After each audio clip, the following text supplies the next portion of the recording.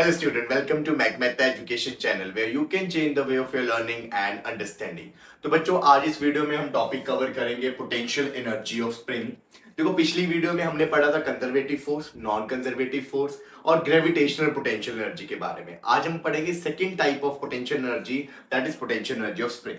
अब देखो बच्चों, जब एक स्प्रिंग को कंप्रेस किया जाता है या उसको स्ट्रेच किया जाता है तब उसमें पोटेंशियल एनर्जी स्टोर हो जाती है। ठीक है, कंप्रेस करो या उसको स्ट्रेच करो। अब कितनी स्टोर होती है, क्यों स्टोर होती है, वो हम पढ़ेंगे इस आर्टिकल में। ठीक है बच्चों, अब यहाँ पे देखो मेरे पास एक स्प्रिंग है बच्चों, ऐसे हॉरिजॉन्टली स्प्रिंग पड़ा है और उसके साथ मैंने एक मास को अटैच कर दिया। बिल्कुल रिलैक्स है स्प्रिंग। आपने ना स्प्रिंग को खींचा है ना स्प्रिंग को कंप्रेस किया, बिल्कुल एक स्प्रिंग रिलैक्स था, उसके साथ जस्ट एक मास को ऐसे टच कर दिया, ये बड़ा रिलैक्स पड़ा है। इसे क्या पता इसकी शामत आने वाली है ना। हम क्या करेंगे, अब इसको थोड़ा सा खींच देंगे। जैसे इसको थोड़ा सा खींचेंगे तो इसमें क्या होगा, इसके अंदर रीस्टोरिंग फोर्स आ जाएगी। एक स्प्रिंग के अंदर फोर्स जमा हो जाती है। देखा ही आपने, जब आप एक स्प्रिंग को खींचते हो उसके बाद छोड़ते हो तो वो अपने आप पीछे की तरफ आ जाता है। क्यों आ जाता है? क्योंकि उसके अंदर स्प्रिंग फोर्स जमा हो जाती है। जब आप एक स्प्रिंग को कंप्रेस करते हो फिर छोड़ते हो तो वो बाहर की तरफ आ जाता है। तो जब भी बच्चों आप स्प्रिंग को उसकी मेन पोजीशन से, मेन पोजीशन कौन सी होती है बच्चों, जब ना स्प्रिंग को खींचा जाता है ना स्प्रिंग को कंप्रेस किया जाता है, मतलब वो रिलैक्स होता है। जब उस पर ना ही कंप्रेशन होती है ना ही उस पर एक्सटेंशन लग रही होती है। ठीक है, पर जैसे ही आप उसको मेन पोजीशन से थोड़ा सा भी खींच दोगे या खींचोगे या उसको कंप्रेस करोगे तो क्या होता है, उस केस में उसमें स्प्रिंग फोर्स स्टोर हो जाती है, जिसको रीस्टोरिंग फोर्स बोलते हैं। ठीक है, तो यहां पे वही लिखा मैंने, when spring is stretched from mean position. Mean position समझ गए ना, जब स्प्रिंग ना ही खींचा हो ना ही उसको टाइट किया हो, सिंपल पड़ा है, फ्री पड़ा है, जैसे यहां पे। ठीक है, तो जब एक स्प्रिंग को स्ट्रेच किया जाएगा मीन पोजीशन से, spring force act in spring, तो स्प्रिंग के अंदर एक रीस्टोरिंग फोर्स आ जाएगी जिसको स्प्रिंग फोर्स बोल दिया, और वो लगना शुरू हो जाएगी स्प्रिंग में towards the main position. Main position की तरफ ही लगेगी। देखो अगर ये एक स्प्रिंग है मेरे पास, इमेजिन करो ये मेरे पास एक स्प्रिंग है, ये अभी मेन पोजीशन हुई, आपने इसको क्या कर दिया, एक्सपैंड कर दिया, खींच दिया।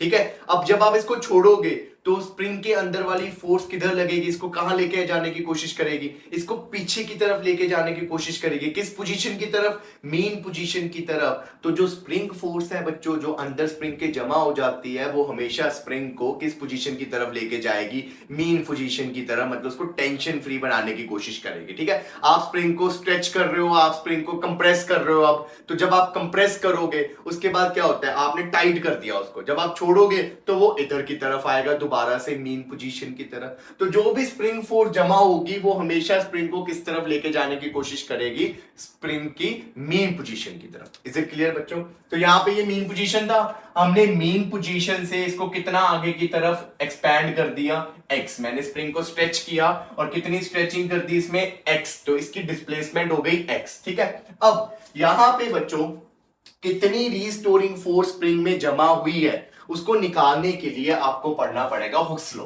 तो according to Hooke's law, Hooke scientist था, तो according to Hooke's law spring force जो बच्चे स्प्रिंग में जमा हो जाती है वो डायरेक्टली प्रोपोर्शनल होती है displacement of body from main position.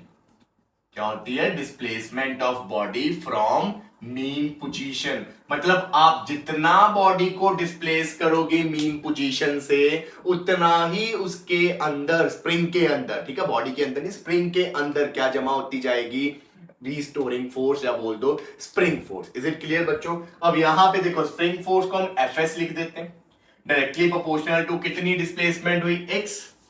जब बच्चे यहां से ये डायरेक्टली प्रोपोर्शनल हटेगा, इक्वल टू में चेंज होगा, तो यहां एक कांस्टेंट आता है k विद नेगेटिव साइन। ये जो k है बच्चों, k इज स्प्रिंग कांस्टेंट। क्या है ये, स्प्रिंग कांस्टेंट। और यहां पे बच्चों ये नेगेटिव साइन क्या है, ये नेगेटिव साइन का रोल है वेक्टर्स में, तो मैं यहां पे वेक्टर्स डाल देता हूं। ठीक है, दोनों वेक्टर्स है ना, डिस्प्लेसमेंट एंड फोर्स, ये चीज। यहां पे नेगेटिव साइन क्या शो कर रहा है, negative sign indicates restoring force, या क्या बोल दो इसको, spring force. Spring force acts opposite to displacement of body.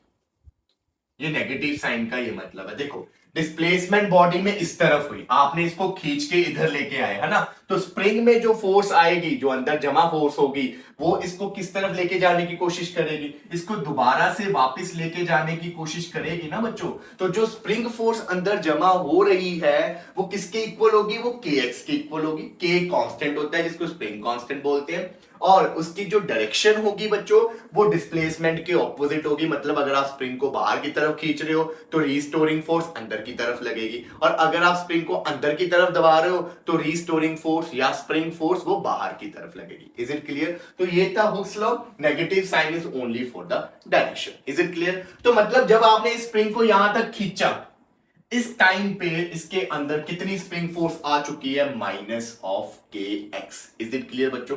अब आपको यह भी पता होगा बच्चों कि जो स्प्रिंग फोर्स है वो कौन से नेचर की होती है, spring force is conservative in nature. मैंने पिछली वीडियो में आपको पढ़ाया था ना कि क्या होता है कंजर्वेटिव फोर्सेस। तो नहीं पता तो वो वीडियो जरूर देख लेना, लिंक आपको डिस्क्रिप्शन बॉक्स में मिल जाएगा, ठीक है। तो spring force is a conservative force. अब आपको यह भी पता है कि change in potential energy of body किसके इक्वल होती है, negative of work done by conservative force. पढ़ा है ना ये बच्चों कि जब भी कंजर्वेटिव फोर्स काम करेगी बॉडी की पोटेंशियल एनर्जी चेंज होगी। अब स्प्रिंग फोर्स कंजर्वेटिव फोर्स है, जब ये काम करेगी तो स्प्रिंग की पोटेंशियल एनर्जी तो चेंज होगी ही होगी। कितनी चेंज होगी वही तो निकाल के बताना है यहाँ पे। तो अब हम क्या करेंगे, चेंज इन पोटेंशियल एनर्जी के लिए सबसे पहले हम work done by the spring force निकालेंगे। इज इट क्लियर बच्चों? सुनाओ बच्चे, अगर ब्लॉक किसी इनिशियल पोजीशन x1 से किसी फाइनल पोजीशन x2 तक डिस्प्लेस हो गया, यहां पे बीच में कोई इनिशियल पोजीशन हमने x1 ले ली कि मान लो ये x1 पोजीशन है, और इसको डिस्प्लेस करके हम यहां तक ले गए x2 पोजीशन तक। तो बॉडी को x1 से x2 पोजीशन तक लेके गए जब हम, तो उस टाइम पे ये स्प्रिंग फोर्स कितना काम करेगा उसको निकालने का फॉर्मूला क्या है। अब स्प्रिंग फोर्स वेरिएबल फोर्स है, क्यों? क्योंकि स्प्रिंग फोर्स में क्या आता है, एक्स चेंज होगा तो स्प्रिंग फोर्स चेंज हो जाएगी, है ना। तो वेरिएबल फोर्स का वर्क डन कैसे निकालते हो, फोर्स डॉट डिस्प्लेसमेंट की integration from initial position to final position, यही होगा ना। अब क्योंकि डिस्प्लेसमेंट एक्स की तरफ है तो यहां पे dx आ गया। इज इट क्लियर बच्चों? अब यहां पे देखो डॉट प्रोडक्ट है, तो डॉट प्रोडक्ट कैसे ओपन होगा, x1 से x2, a डॉट b कैसे खुलता है बच्चों, a का मैग्नीट्यूड b का magnitude into cos of theta, ऐसे होता है ना बच्चों, दोनों का मैग्नीट्यूड। अब देखो Fs स्प्रिंग फोर्स का मैग्नीट्यूड कितना होगा, स्प्रिंग फोर्स का मैग्नीट्यूड होगा kx। नेगेटिव नहीं लिया क्योंकि हमने a डॉट b में a का मैग्नीट्यूड लेना होता है, तो यहां पे स्प्रिंग फोर्स का magnitude is kx dx as such cos theta. बच्चे थीटा कितना होगा, आप देखो बॉडी की डिस्प्लेसमेंट इस तरफ हो रही है चूं, है ना, और स्प्रिंग फोर्स किधर लग रही है, पीछे की तरफ, है ना। डिस्प्लेसमेंट आगे, स्प्रिंग फोर्स पीछे, दोनों के बीच का एंगल कितना हो गया 180, तो यहां पे आएगा 180 डिग्री। इज इट क्लियर बच्चों? सबसे पहला पॉइंट मैंने माइनस यहां क्यों नहीं लिया, क्योंकि a डॉट b में जब आप उसको ओपन करते हो तो a का मैग्नीट्यूड b का मैग्नीट्यूड इनटू cos थीटा आता है, तो यहां पे इसका मैग्नीट्यूड आएगा। इज इट क्लियर बच्चों? अब k कांस्टेंट है, k बाहर आ जाएगा, अंदर बचा x1 से x2, x dx cos 180 कितना होता है -1, तो वो माइनस मैंने यहां बाहर लगा दिया। इज इट क्लियर बच्चों?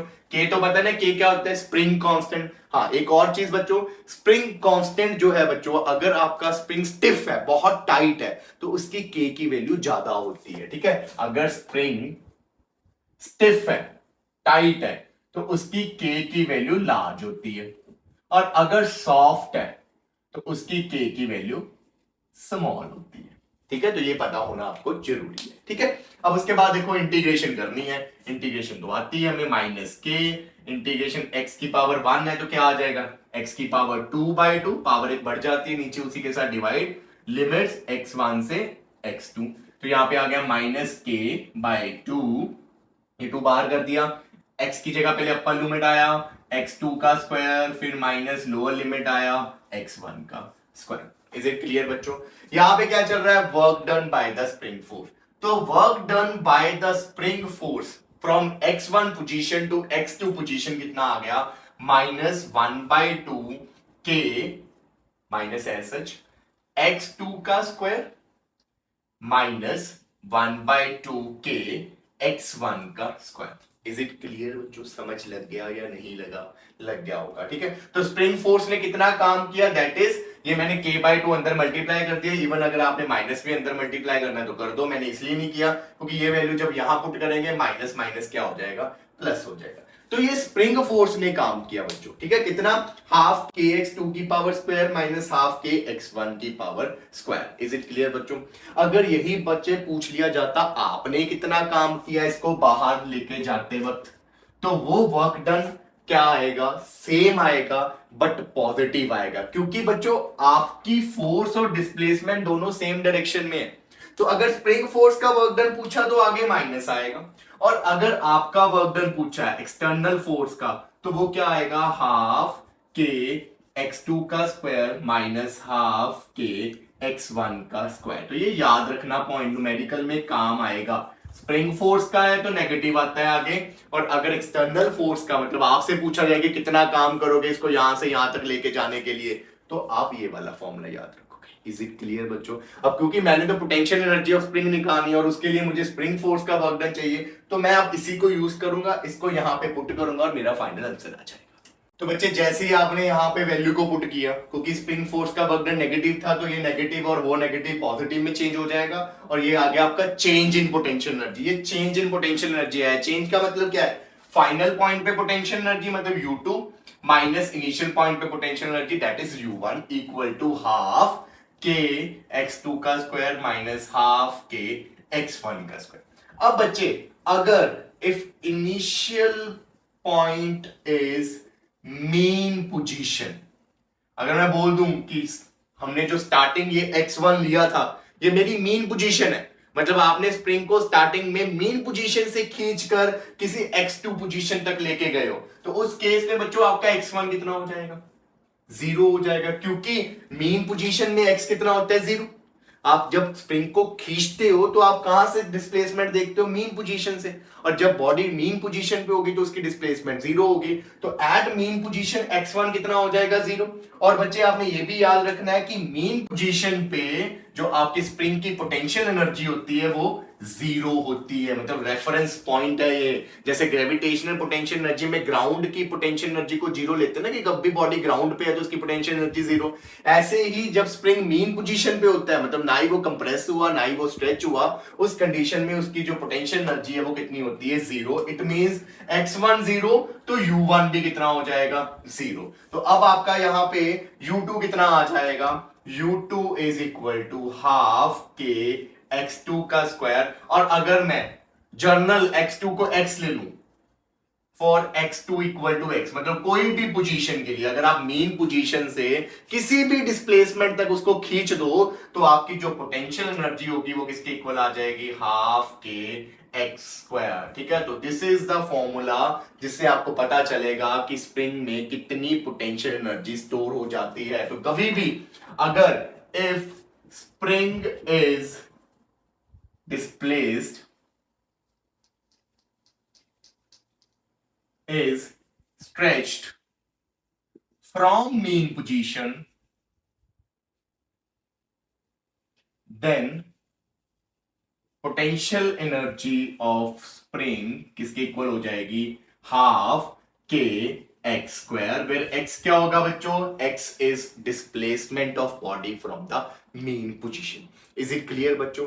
और अगर कभी भी आपको ये बोल दिया जाए कि x1 से लेकर x2 तक बताओ कितनी पोटेंशियल एनर्जी स्टोर हुई है, x1 से x2 तक, तो आप क्या बताओगे उसको कि कितना चेंज हो गया पोटेंशियल एनर्जी, क्योंकि जितनी चेंज होगी उतना ही उसमें एक्स्ट्रा क्या हो जाएगा, स्टोर हो जाएगा। तो अगर दो पॉइंट्स के बीच में उसने पूछ लिया आपसे कि कितनी पोटेंशियल एनर्जी चेंज हुई या स्टोर हुई, तो उस केस में बच्चों आप क्या फॉर्मूला यूज करोगे, आप ये वाला फॉर्मूला यूज करोगे, delta U is half k x2 square minus half के x1 square. Is it clear बच्चों? और अगर आपसे कभी भी पूछ लिया जाए work done by the spring force, वो आपको पता ही है कि work done bye spring force क्या आएगा, इसका नेगेटिव हो जाएगा, मतलब इसके आगे नेगेटिव आ जाए, जो मैंने आपको पिछली स्लाइड में बताया। इज इट क्लियर बच्चों? तो ये था आपका आर्टिकल जिसमें आपने निकाला potential energy of a spring. Is it clear बच्चों? अब हम शो करेंगे कि जो आपकी स्प्रिंग फोर्स है वो कंजर्वेटिव इन नेचर होती है। तो बच्चे देखो यहाँ पे अब हमने शो करना है कि spring force conservative in nature है। तो अभी बच्चे आपने कुछ देर पहले स्प्रिंग फोर्स का वर्क डन कैलकुलेट किया था, वो क्या आया था, minus of half k x2 का स्क्वायर माइनस हाफ के x1 का स्क्वायर। यहां से आप हाफ के बाहर भी निकाल सकते हो, तो ये फॉर्मूला आ गया माइनस 1/2 के x2 का स्क्वायर माइनस x1 का स्क्वायर। मतलब अगर आपने बॉडी को x1 से x2 तक डिस्प्लेस किया तो स्प्रिंग फोर्स कितना काम करती है, इतना। ये याद रखना, न्यूमेरिकल में काम आना है ये फॉर्मूला, ठीक है। अब आपको पता है बच्चों, कंजर्वेटिव फोर्स में हमने प्रॉपर्टी पढ़ी थी कि work done by conservative force in a cyclic process is always zero. अगर आपने चेक करना है कि कोई फोर्स कंजर्वेटिव है तो उसका वर्क डन कैलकुलेट करो अराउंड अ क्लोज्ड लूप।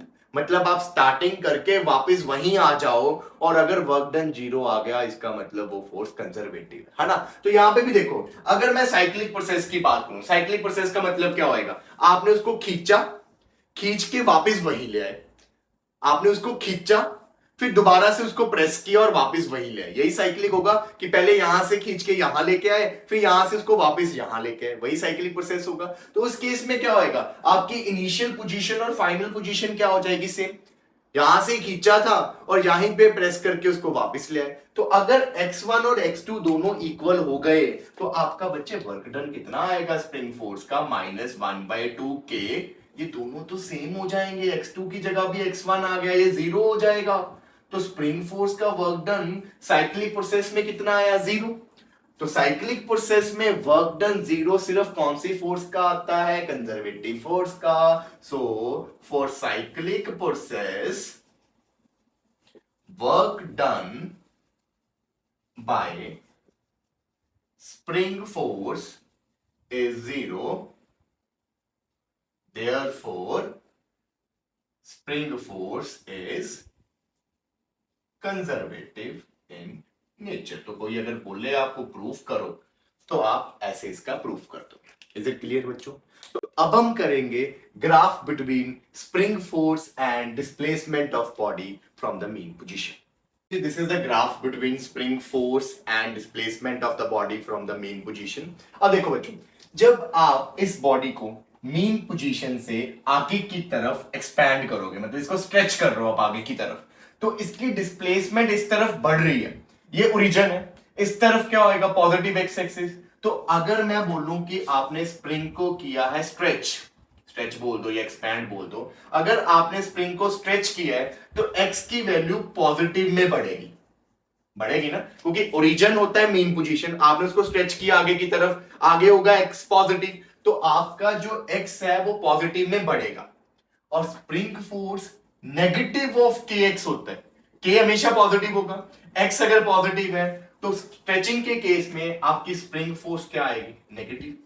तो अगर एक्स पॉजिटिव में बढ़ रहा है तो स्प्रिंग फोर्स नेगेटिव में बढ़ेगी, ऐसे होगा ना। तो यहां पे ग्राफ देखो, अगर एक्स जीरो होगा तो स्प्रिंग फोर्स भी जीरो होगी। तो यहां पे देखो दोनों जीरो, आपका एक्स इधर बढ़ रहा है पॉजिटिव में, स्ट्रेचिंग हो रही है, तो आपकी जो फोर्स है वो किधर बढ़ रही है, नेगेटिव में बढ़ रही है, नीचे की तरफ नेगेटिव होता है ना, तो नेगेटिव में बढ़ रही है। और स्ट्रेट लाइन होगा क्योंकि ये डायरेक्टली प्रोपोर्शनल है, तो स्ट्रेट लाइन है पर एक्स पॉजिटिव में बढ़ रहा है और स्प्रिंग फोर्स नेगेटिव में बढ़ रही है। वहीं अगर बात करें बच्चे कंप्रेशन की, आपने स्प्रिंग को कंप्रेस कर दिया, मतलब इसको आप अंदर की तरफ प्रेस कर रहे हो आप, तो जब ये अंदर की तरफ डिस्प्लेस होगा तो अब आप ओरिजिन से पीछे आ रहे हो, तो अगर आप पीछे आ रहे हो तो आपका एक्स अब नेगेटिव में इंक्रीज होगा, होगा ना, नेगेटिव में इंक्रीज। आपने स्प्रिंग में जो लगा मास है उसको पीछे की तरफ धक्का लगाया, है ना, तो जीरो से पीछे जा रहा है वो, तो एक्स नेगेटिव होगा।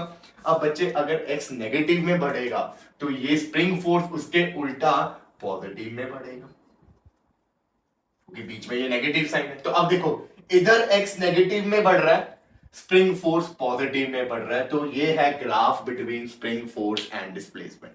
अब इस ग्राफ का एक इंपॉर्टेंट पॉइंट है बच्चों, अगर आप area under spring force versus displacement graph बच्चे कैलकुलेट करोगे तो वो आपको क्या देगा, वो देगा gives work done bye spring force. बच्चों, तो अगर कभी आपको ग्राफ गिवन है और उसने बोला कि बताओ इस डिस्प्लेसमेंट से इस डिस्प्लेसमेंट तक का वर्क डन, जैसे मान लो उसने बोला कि x1 से x2 तक का बताओ कितना वर्क डन हुआ, आपने क्या करना है, x1 से x2 तक का एरिया निकाल देना है इस ग्राफ के अंदर। तो इस ग्राफ के अंदर देखो ये रहा, ये रहा, ये एरिया निकाल देना ऐसे। तो आपने बस एरिया निकाल देना, एरिया से क्या निकल जाएगा, वर्क डन।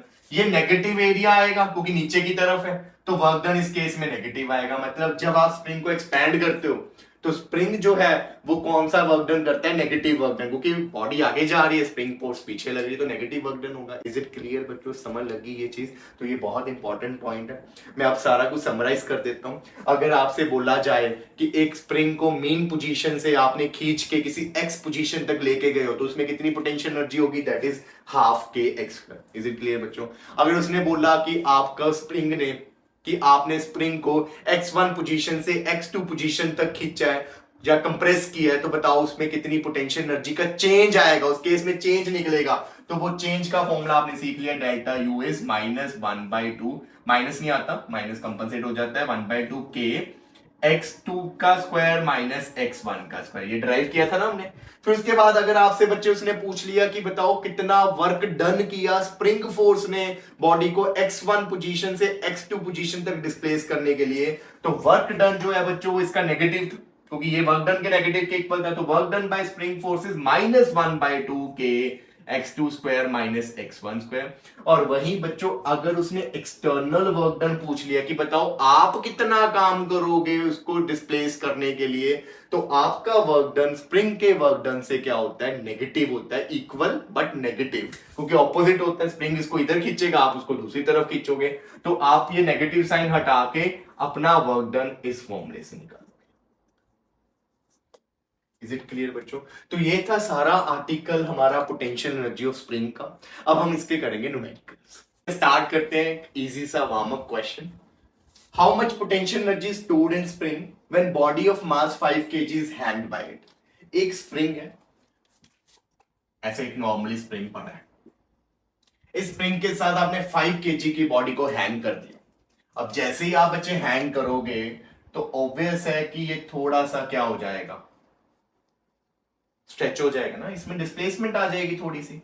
यहां पे आके ये जो मास है, कितना मास है, 5 kg, ये यहां पे आके रुक गया।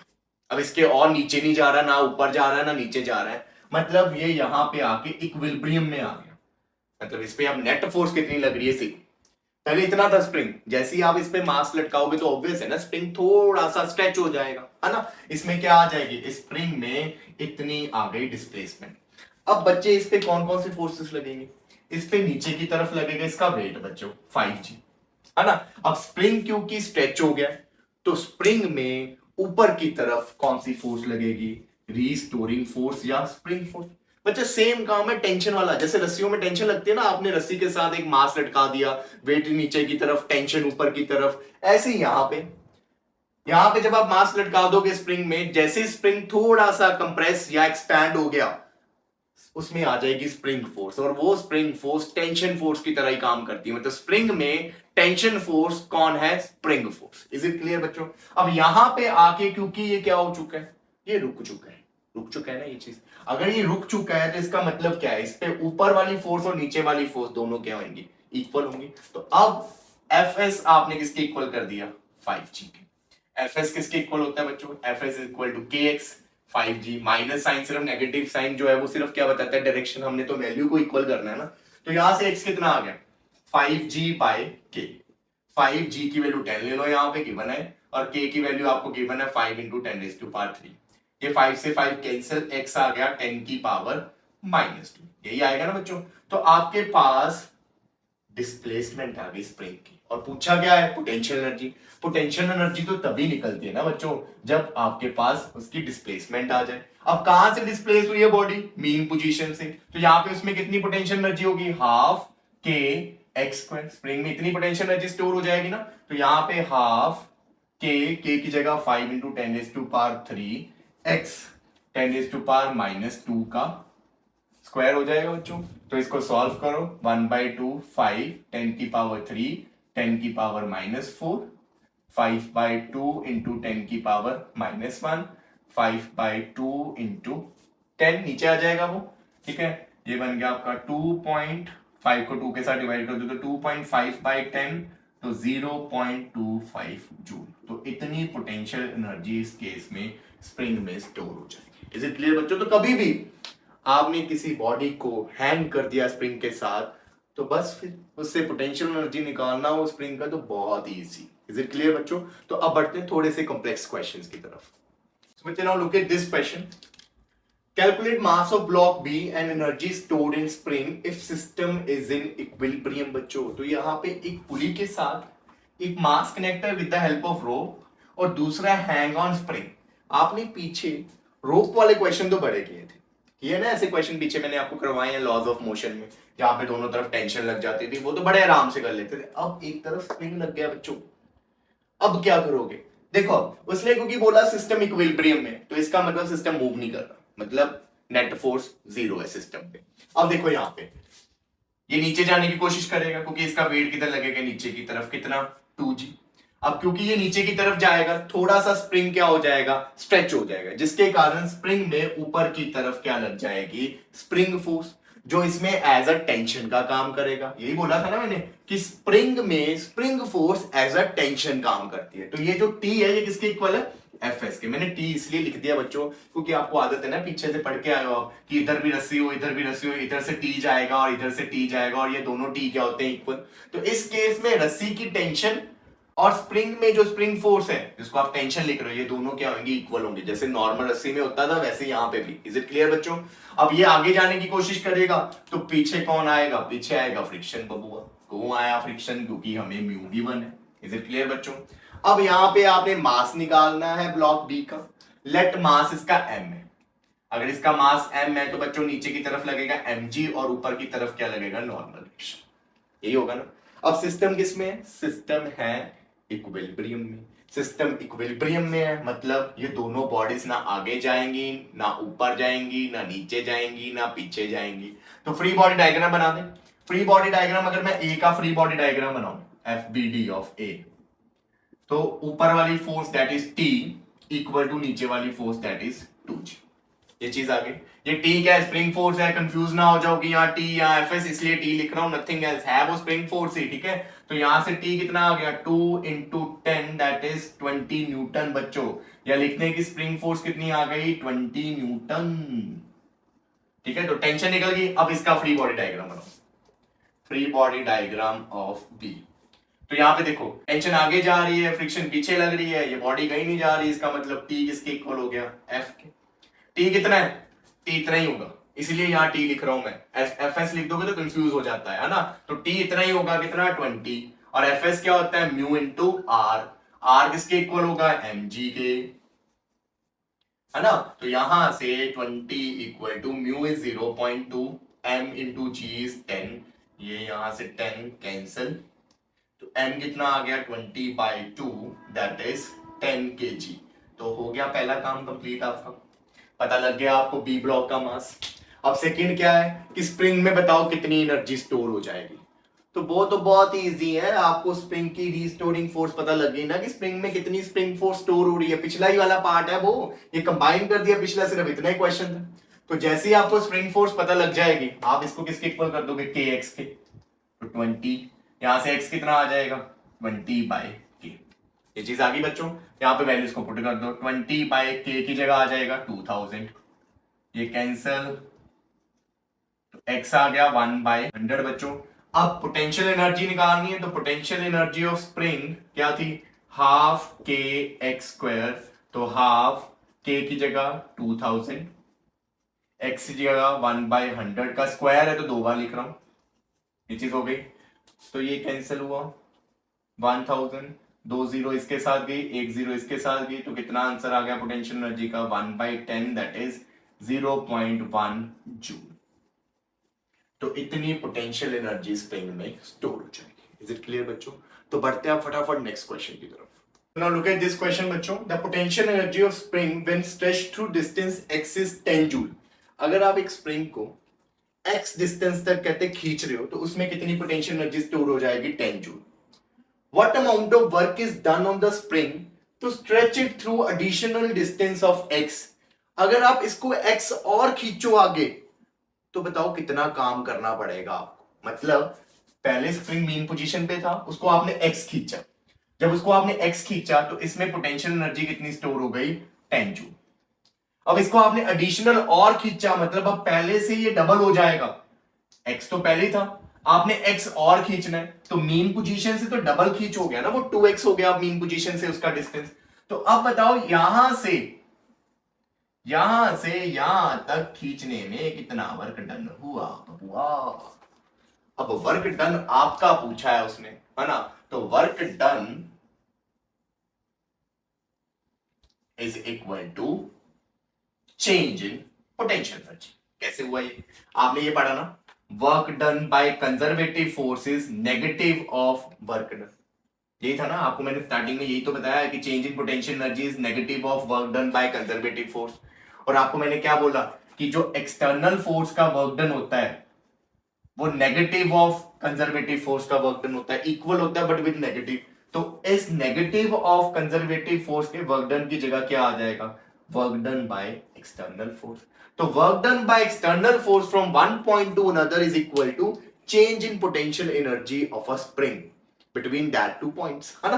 तो यहां पे बस अब आपको आपका वर्क डन पूछा, उसने आपसे पूछा है कितना काम होगा, स्प्रिंग का नहीं पूछा। स्प्रिंग का होता तो मैं नेगेटिव डालता। तो यहाँ पे वर्क डन इज कैसे निकलेगा, change is u2 minus u1। u2 क्या होएगा, यहां पे उसकी कितनी पोटेंशियल एनर्जी, वो u2 होगी ना, और यहां पे u1 होगी। तो u2 पोटेंशियल एनर्जी का फॉर्मूला क्या है, हाफ के x2 का स्क्वायर माइनस हाफ के x1 का स्क्वायर, ऐसे निकलेगा। अब हाफ के x2 कितना है, x2 मेन पोजीशन से कितना डिस्टेंस है 2x, तो 2x का स्क्वायर माइनस हाफ के x1 कितना है, यहां से लेके यहां तक कितना है बच्चों, यहां से लेके यहां तक बच्चों x1 का स्क्वायर कितना हो गया, x स्क्वायर, ये हो गया ना बच्चों। तो हाफ के 4x का स्क्वायर माइनस हाफ के x का स्क्वायर, इतना चीज कमन लगी। ये 4 को आगे लिख दो, 4 1/2 के x का स्क्वायर माइनस 1/2 के x का स्क्वायर। अब इसकी वैल्यू तो डायरेक्ट पता है, u1 तो गिवन है कितनी है 10 जूल, तो इसकी जगह 10 जूल आ जाएगा। और अगर बच्चे ये 10 है तो ये भी कितना होगा 10, तो यहां पे भी 10 आ गया, तो ये कितना आंसर आ गया 40 माइनस 10 दैट इज 30 जूल।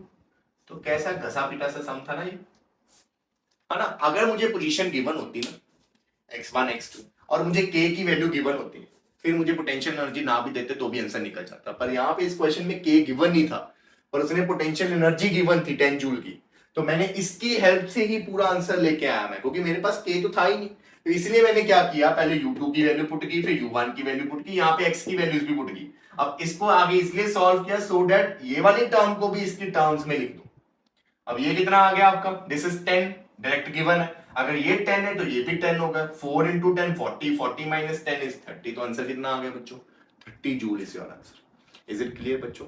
तो I hope with this video आपको ये कंसेप्ट जो है अच्छे से क्लियर हो जाएगा। ये बहुत ही इंपॉर्टेंट क्वेश्चंस है बच्चों, ये topic one of the most important topic है। तो आई होप अब आप अच्छे से इस टॉपिक को कर लोगे। मिलेंगे अब हम आपको नेक्स्ट वीडियो में, तब तक के लिए टाटा।